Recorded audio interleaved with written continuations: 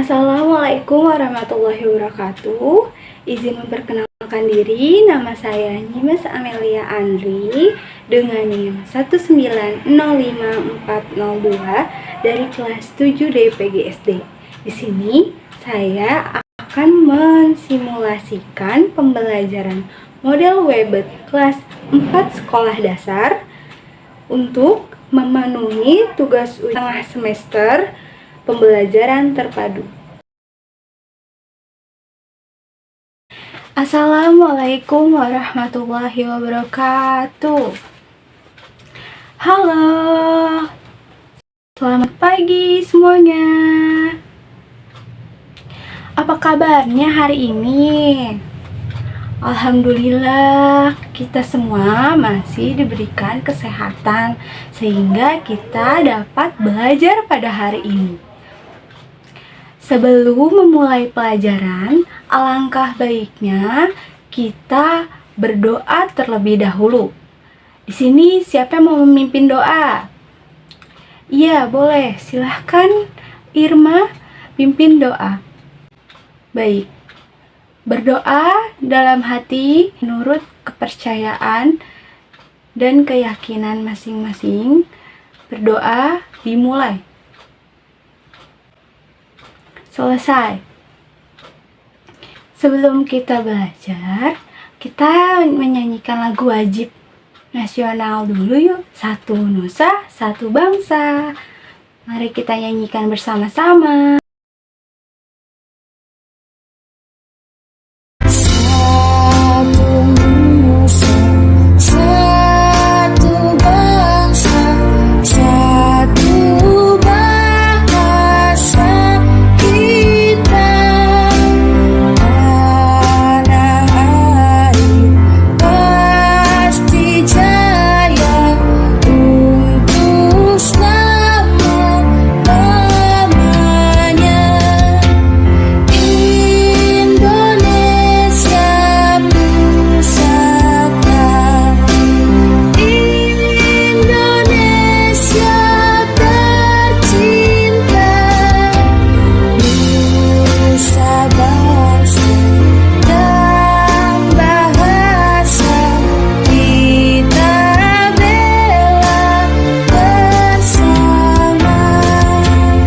Udah siap belajar belum?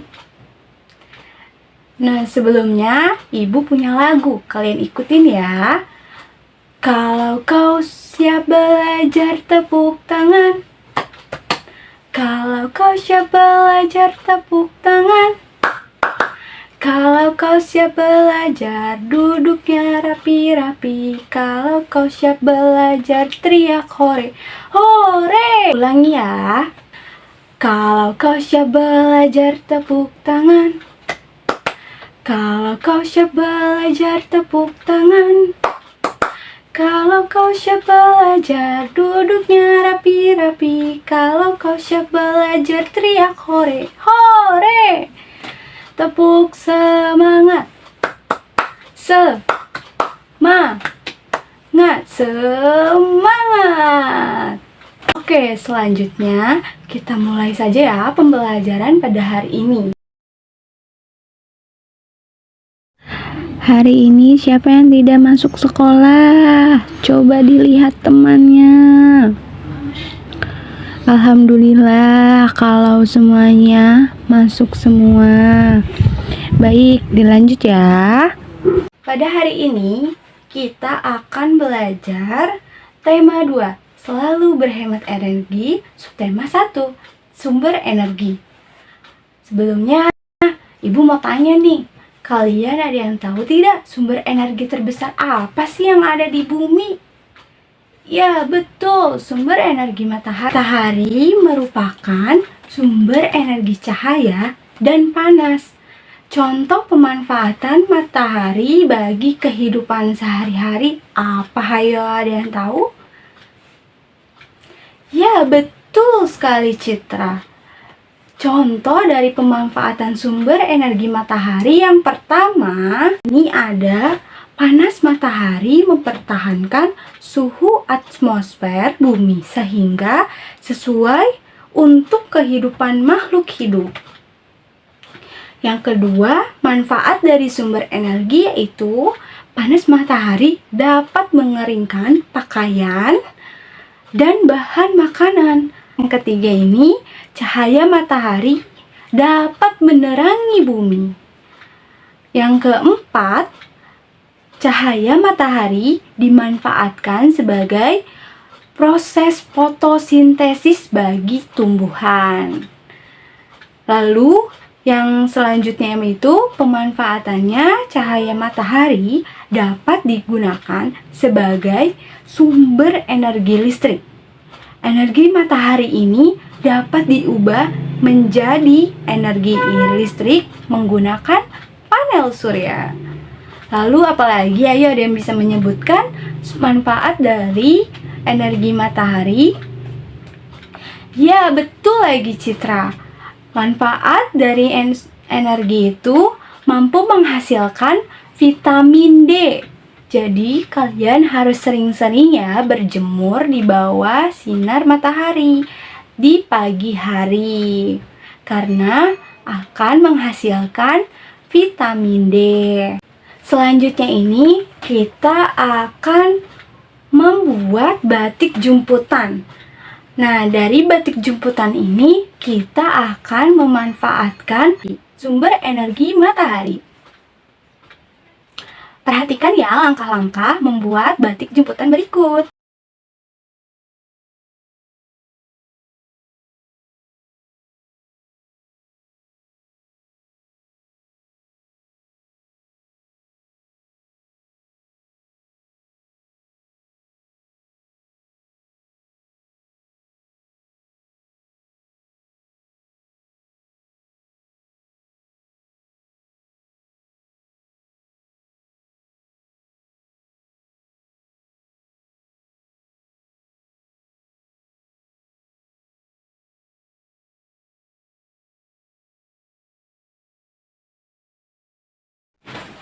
Nah, Ibu juga sudah membuat nih di rumah batik jumputan.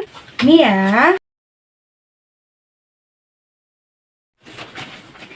Batik jumputan ini berbentuk apa ayo?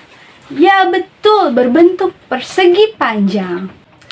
Persegi panjang adalah bangun datar dua dimensi yang dibentuk oleh dua pasang sisi yang masing-masing panjang dan sejajar dengan pasangannya, dan juga memiliki 4 sudut siku-siku.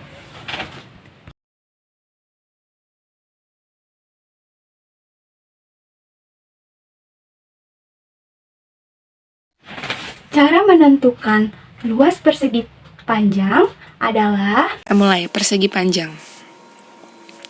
Di sini Bunda punya persegi panjang dengan 2 pasang sisi yang sama besar.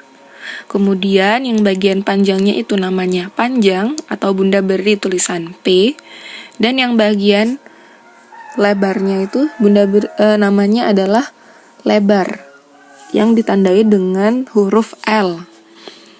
Untuk rumusnya, luas dari persegi panjang adalah panjang kali lebar. Oke, diingat-ingat, kalau di persegi sisi kali sisi, kalau di persegi panjang, panjang kali lebar. Ya, kita katain. Dan untuk kelilingnya adalah 2 kali dalam kurung panjang tambah lebar. Jadi, itu bedanya ya. Kalau di persegi 4 kali sisi, kalau di sini dia pakainya panjang sama lebar. 2 kali dalam kurung panjang tambah lebar. Diingat-ingat ya anak-anak ya. Mari kita lakukan contoh soal. Contoh. Nah, Bunda punya persegi panjang seperti itu bentuknya. Dengan 2 pasang sisi yang sama panjang sama panjangnya sama, lebar sama lebarnya juga ukurannya sama. Kita di sini berarti panjangnya 6, lebarnya 4 ya. Langsung kita cari luasnya. Luasnya sama dengan panjang kali lebar. Tinggal dimasukkan. Panjangnya 6, lebarnya 4. 6 kali 4 berapa? 24 cm kuadrat. Ingat ya, kuadrat. Karena luas. Harus ada kuadratnya. Kemudian sekarang kita cari keliling. Keliling sama dengan 2 kali dalam kurung panjang tambah lebar. Nah, tinggal kita masukin juga. 2 kali panjangnya 6, lebarnya 4. Kerjakan dulu yang di dalam kurung. 6 ditambah 4 sama dengan 10. Jadi 2 dikali 10 sama dengan 20 cm. Kalau keliling, nggak usah pada kuadratnya. Bisa dipahami ya? Baik, selanjutnya ini kita akan mengolah informasi dalam bentuk peta pikiran. Ada yang tahu mengolah informasi itu apa? Ya, betul. Mengolah informasi adalah mengolah sumber data berupa gambar atau teks yang menjadi sebuah informasi yang lebih jelas. Nah, salah satu cara mengolah informasi adalah dengan membuat peta pikiran. Apa sih yang dimaksud peta pikiran?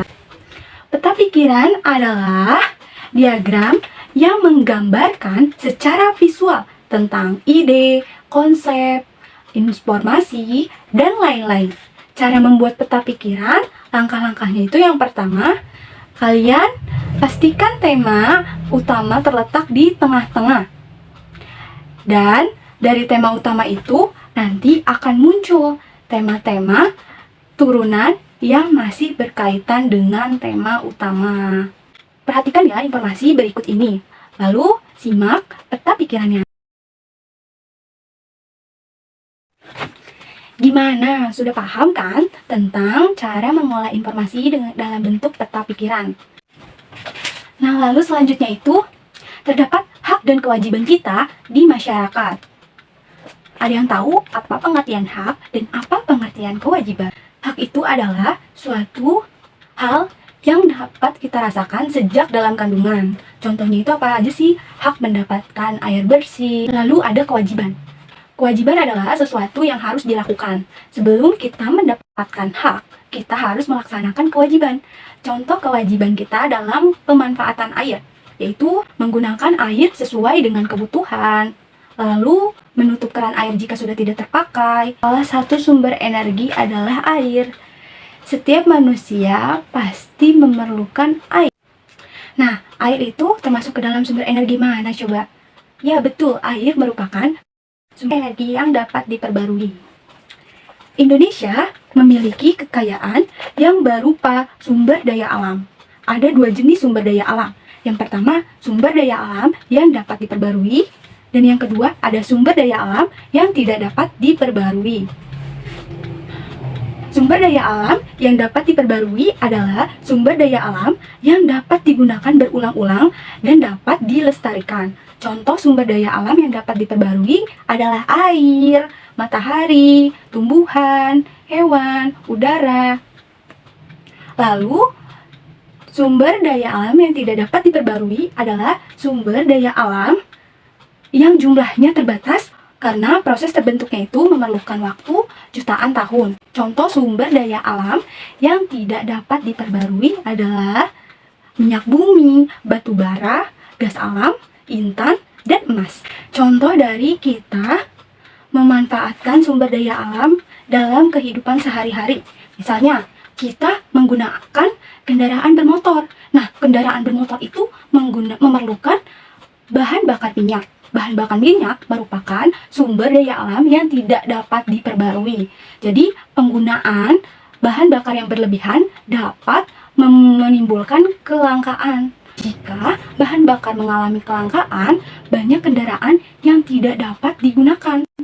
Oleh karena itu, kita harus menghemat penggunaan bahan bakar minyak. Kita dapat menghemat energi dengan berjalan kaki atau bersepeda. Baik, pembelajaran pada hari ini telah selesai. Ada yang bisa menyimpulkan apa yang kita pelajari pada hari ini? Ya, terima kasih Citra. Betul ya, pada hari ini kita sudah belajar tentang sumber energi yang ada di kehidupan sehari-hari, yaitu energi matahari.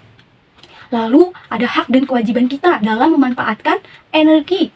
Lalu, kita dapat mengolah informasi dalam bentuk peta pikiran. Lalu apa lagi? Ya, kita dapat mengetahui cara menghitung luas persegi panjang. Tugas pada hari ini, kalian membuat batik putan seperti yang Ibu contohkan tadi. Dikumpulkan minggu depan ya. Baik, kita cukupkan pembelajaran pada hari ini. Berdoa dalam hati, menurut kepercayaan dan keyakinannya masing-masing. Berdoa dimulai.